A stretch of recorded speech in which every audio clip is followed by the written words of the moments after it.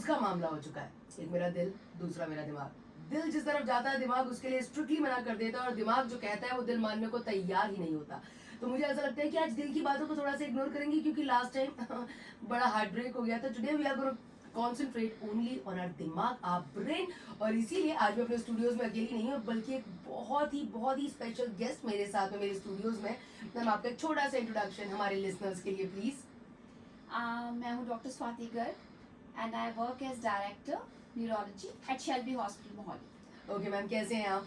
मैं बिल्कुल ठीक हूँ, थैंक यू कशिश। एंड सबसे पहले आपका बहुत स्वागत है 94.3 माय एफएम की स्टूडियोज में। Thank you. ओके तो मैम जब हम बात करते हैं लाइफ में फोकस्ड रहने की, मुझे ऐसा लगता है कि आपका दिमाग सबसे ज़्यादा दुरुस्त होना चाहिए। मगर इसके बीच में एक छोटी सी प्रॉब्लम आ जाती है, उन लोगों को बहुत ज़्यादा सफ़र करना पड़ता है जिनको माइग्रेन का प्रॉब्लम होता है। सो एग्जैक्टली जब माइग्रेन हो रहा हो या ऐसे किसी पेशेंट की सिचुएशन हो, तो आपकी तरफ से माइग्रेन के लिए क्या टिप्स रहेंगी? माइग्रेन के लिए कशिश बहुत ही सिंपल टिप्स जो मैं अपने हर पेशेंट को बताती हूँ कि you should know your triggers. Triggers का क्या मतलब होता है कि माइग्रेन किससे एग्रीवेट होता है? वो होता है सनलाइट से, ट्रैवलिंग से, ठीक है, उसके बाद साउंड से। इन चीज़ों से एग्रीवेट आपका बढ़ जाता है। कम सोने से, टाइम पे ना खाने से, कम सो ज़्यादा सो, उससे बढ़ जाता है। एक्सरसाइज बहुत ज़्यादा कर लो, विग्रेस कर लो, उससे हो जाता है। So if you know your triggers कि इनसे मुझे माइग्रेन होता है, तो आप वो ट्रिगर्स अवॉइड करो, आप 70% ऑफ रिलीफ आ जाता है माइग्रेन अटैक से। Secondly lifestyle modification means stress management, जिसमें आ जाएंगे आपकी एक्सरसाइज, योगा, वॉकिंग, मेडिटेशन। ये अगर आप फॉलो करोगे and visit your near by neurologist for the treatment. Okay आज तक मैंने कभी किसी ऐसे डॉक्टर से बात नहीं करी है जिन्होंने मुझे ये ना कहा हो कि कशिश workout is important, it is very important. और मैं देख भी रही हूँ, काफ़ी कमेंडेबल बात है कि now the generation is actually too much into fitness, और वो ध्यान भी रख रहे हैं अपना। मुझे ऐसा लगता है कि जिम का, योगा का बिजनेस काफ़ी बढ़ भी चुका है, राइट? बट इन सब के बीच में एक और चीज़ हमें देखिए, स्ट्रोक्स की अगर मैं बात करूँ तो वो भी पहले से ज़्यादा तादाद में हमको देखने को मिल रहे हैं। सो इसके बारे में आप क्या बताना चाहोगे कि किस तरह से क्या क्या चेंजेस करने की ज़रूरत है कि ये जो स्ट्रोक का अगर प्रॉब्लम है इतनी ज़्यादा जो हमको देखने को मिल रहा है, उसे कंट्रोल किया जाए? स्ट्रोक के लिए अगेन कशिश रिस्क फैक्टर्स आपको जरूर पता होने चाहिए। वो होते हैं hypertension, you should know your number. आपको पता होना चाहिए कि आपका बीपी कितना है। एटलीस्ट जो नहीं चेकअप कराते, once in yearly is recommended. Okay, ठीक है, so control your blood pressure. Then is diabetes, sugar का अगर आप डायबिटिक पेशेंट हो, well good control of sugar. Third is sedentary lifestyle नहीं होना चाहिए।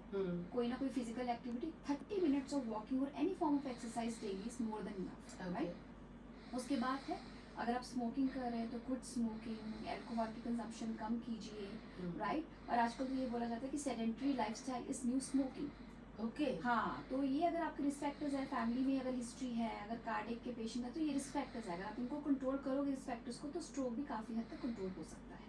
ओके, लाइफ में बैलेंस होना बहुत ज़्यादा ज़रूरी है। एग्जैक्टली। ओके, ठीक है।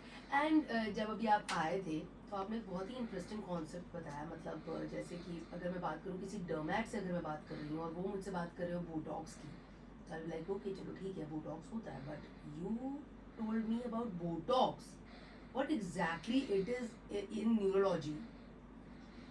ये बोटुलिज्म टॉक्सिन होता है। Okay. एक्चुअली जो बॉटॉक्स होता है, तो ये काफ़ी मिथ है कि सिर्फ स्किन कंडीशंस में यूज़ होता है। स्किन में बेसिकली क्या, एस्थेटिक के लिए है ना, ब्यूटिफिकेशन के लिए, बट नहीं, ये न्यूरोलॉजिकल कंडीशंस के लिए भी यूज़ होता है। और सबसे पहले यूज़ हुआ था इस एफडीए अप्रूव फॉर डिस्टोनिया, तो सबसे पहले उस चीज़ के लिए यूज़ हुआ था। तो बहुत सारी न्यूरोलॉजिकल कंडीशंस है जिसके लिए बॉटॉक्स हम यूज़ करते हैं न्यूरोलॉजी में। ओके, वैसे the way your skin is shining and you are looking so amazing, तो मैं एक बार के लिए शुरू में मान सकती थी अरे आप भी शायद बोटॉक्स चेहरे के लिए कर रहे होंगे, बट एज यू टोल्ड कि ये बहुत सारी अलग चीज़ों के लिए भी काम आता है। सो मतलब अपनी स्किन को जवान रखने के लिए हम लोग बोटॉक्स करते हैं, पर हमारे दिमाग को और जवान रखने के लिए बोटॉक्स हमारे ब्रेन के लिए भी सही है। मैं इसको इस तरह से लेना चाहूँगी, एम आई राइट?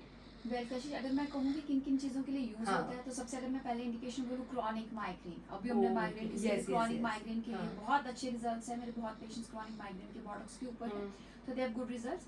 फिर पोस्ट स्ट्रोक स्पेसिसिटी, स्ट्रोक के बाद जो स्पेसिसिटी आ जाती है हाथ में, मोड़ने में दिक्कत आ जाती है, स्टिफनेस आ जाता है, उसको रिलैक्स करने के लिए हम यूज करते हैं बॉटॉक्स। ठीक है, dystonia, cervical dystonia, writer's cramp, इन सब कंडीशंस के लिए यूज होता है। तो नंबर ऑफ न्यूरोलॉजी की कंडीशंस है जिसमें हम यूज करते हैं बॉटॉक्स।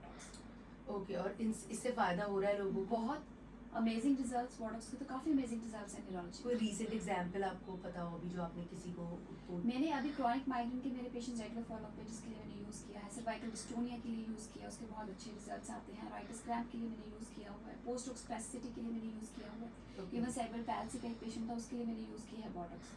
तो नंबर ऑफ कंडीशंस जिसके लिए हमने यूज़ किया हुआ है। वाओ, सो मतलब जैसे वो कहते हैं ना, बढ़ती उम्र मानो थम सी जाए, वैसे ही बढ़ती बीमारी मानो थम सी जाए। It's the Botox is like that, right? Botox is like आपकी जो मसल्स होती हैं उसको रिलैक्स करती हैं, जो स्टिफ मसल्स हो जाती हैं बहुत ज़्यादा, वो स्पैज़म में होती है, उसको रिलैक्स करती है। तो बोटॉक्स का बेसिकली फंक्शन यही होता है, रिलैक्सेशन ऑफ द मसल्स। तो जो इन कंडीशंस के लिए मैंने बताया, तो बेसिकली यही काम होता है। इसका इफेक्ट सिर्फ 8 वीक्स में शुरू हो जाता है, 7 to 8 वीक्स, ठीक है, last for 3 months, 2 to 3 months। और फिर वापस से उसे लगाना पड़ता है, यस, वापस लगाना पड़ता है। इज इट टू एक्सपेंसिव और पीपल कैन अफोर्ड इट? जो अफोर्ड कर सकते हैं डेफिनेटली वो अफोर्ड कर सकते हैं। अगर आप स्किन के लिए कर सकते हो, न्यूरोलॉजी तो फिर एक डिजीज है। हाँ, absolutely, okay, but it surely helps. It definitely helps.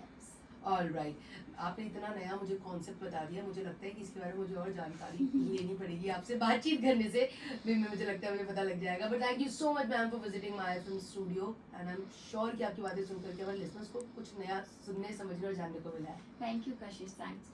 Thank you so much ma'am.